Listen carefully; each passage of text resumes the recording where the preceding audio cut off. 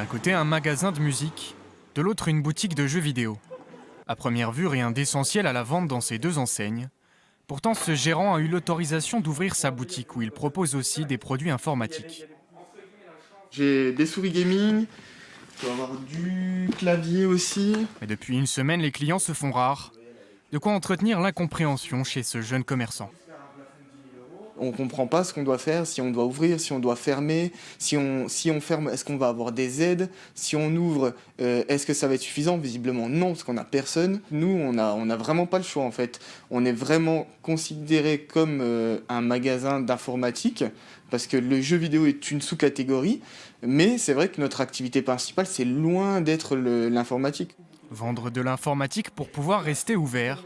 Le raccourci n'est pas si simple car les arrêtés ministériels ont des spécificités bien particulières. On est souvent en visioconférence, on a besoin d'une imprimante, d'une caméra, etc. Donc beaucoup de Français sont équipés ou ont complété leur équipement. Malheureusement, c'est le code APE du magasin attribué suivant le type de produit vendu qui a été pris comme référence. C'est donc la branche d'activité principale ou code APE du commerce qui définit si son ouverture est possible.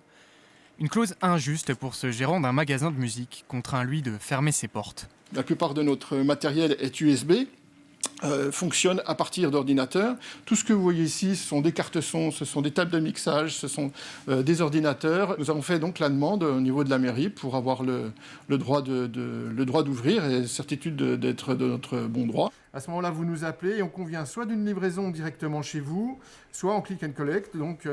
Face à ces interrogations, la Chambre de commerce du Doubs vient de mettre en place une cellule d'écoute destinée aux entrepreneurs.